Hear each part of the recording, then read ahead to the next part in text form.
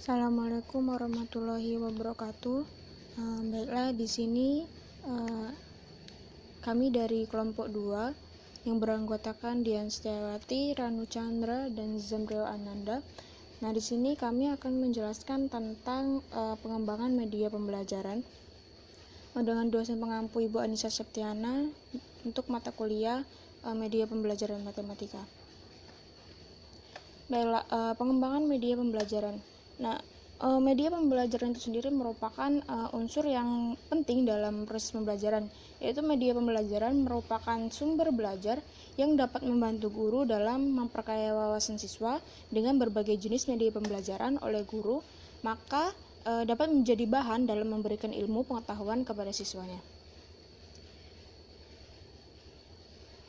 Lanjut, ini ada perencanaan pembelajaran. Nah, perencanaan pembelajaran itu adalah merupakan catatan hasil pemikiran awal seorang guru sebelum mengelola proses pembelajaran.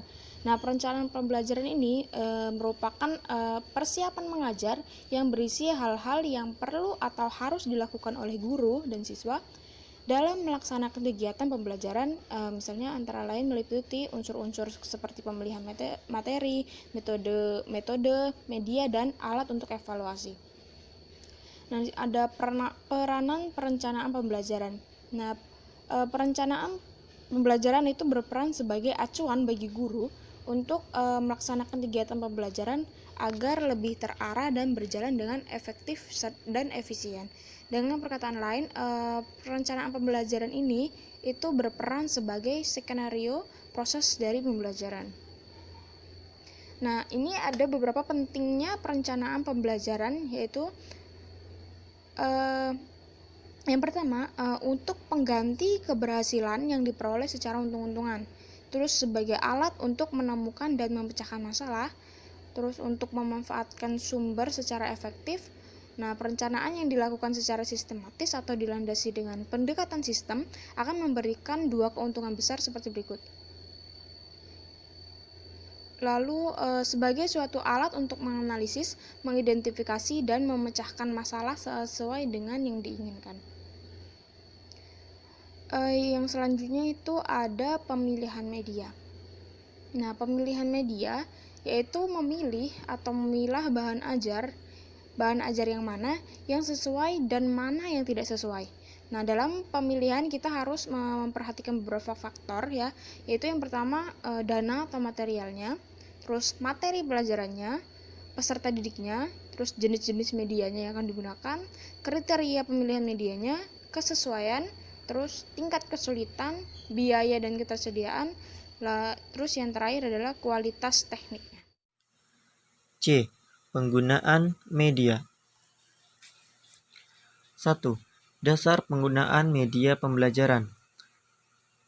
Dasar dari penggunaan media pembelajaran dibagi menjadi dua kategori. Yang A, landasan psikologis.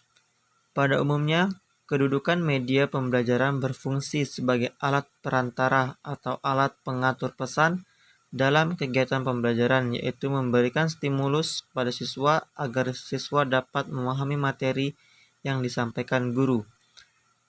Dari konsep-konsep yang masih abstrak menjadi gambaran yang lebih konkret. Yang B, landasan religius. Manusia mempunyai potensi untuk berkembang dengan dimilikinya pendengaran, penglihatan, dan hati atau pikiran. Sesuatu yang konkret akan lebih mudah dipelajari daripada sesuatu yang abstrak.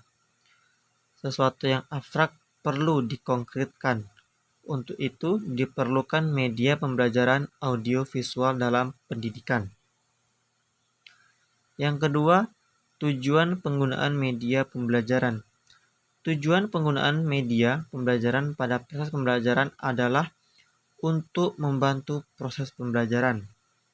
Yang kedua, mempermudah peserta didik dalam menerima materi pelajaran yang diberikan guru. Yang ketiga, mempercepat penerimaan pesan. Yang keempat, memperlama kesan tertanam pada diri siswa atau long memory. Yang kelima, mengembangkan perasaan siswa. Yang ketiga, ciri-ciri media pembelajaran. Gelach and Ellie yang dikutip oleh Azhar Arshad mengemukakan 3 ciri media yang merupakan petunjuk mengapa media digunakan dan apa-apa saja yang dapat dilakukan oleh media yang melakukannya. Ketiga ciri tersebut yaitu yang A, ciri fiksatif atau fixative property. Yang B, ciri manipulatif atau manipulative property. C, ciri distributif atau distributive property. Baik, selanjutnya itu yang keempat, macam-macam media pembelajaran. Ada beberapa jenis media yang dapat digunakan dalam proses pembelajaran matematika, dilihat dari jenisnya, daya liputnya, dan dari bahan serta cara pembuatannya. Dilihat dari jenisnya, media dibagi menjadi 3 jenis. Yang A itu ada media visual, yang B itu ada media audio, yang C itu media audio visual, gabungan dari visual dan audio. Yang D, evaluasi media pembelajaran. Yang A, pengertian evaluasi media pembelajaran. Dalam Undang-Undang Republik Indonesia Nomor 20 Tahun 2003 tentang Sistem Pendidikan Nasional menjelaskan bahwa evaluasi pendidikan adalah kegiatan pengendalian, penjaminan, dan penetapan mutu pendidikan terhadap berbagai komponen pendidikan pada setiap jalur, jenjang, dan jenis pendidikan sebagai bentuk pertanggungjawaban penyelenggaraan pendidikan. Menurut Nasution, pada hakikatnya teknologi pendidikan adalah suatu pendekatan yang sistematis dan kritis tentang pendidikan. Yang B itu ada model evaluasi media pembelajaran. Model evaluasi media pembelajaran ini menggunakan evaluasi formatif yang bertujuan untuk menentukan apa yang harus ditingkatkan atau direvisi agar produk menjadi lebih sistematik, efektif, dan efisien. Evaluasi formatif sendiri dikembangkan oleh Michael Scriven. Menurut Scriven, pada tahun 1991, evaluasi formatif adalah suatu evaluasi yang biasanya dilakukan ketika suatu produk atau media pembelajaran tertentu sedang dikembangkan dan biasanya lebih dari sekali dengan tujuan untuk memperbaiki. Yang C, tahapan evaluasi media pembelajaran. Pada umumnya, pendesain instruksional melakukan 4 tahap evaluasi formatif. Menurut M. Atwi Suparman yaitu yang pertama, review oleh ahli di luar tim pendesain instruksional. Yang kedua, evaluasi satu-satu. Yang ketiga, evaluasi kelompok kecil. Dan yang keempat, uji coba lapangan. Mungkin itu saja penjelasan dari kelompok kami.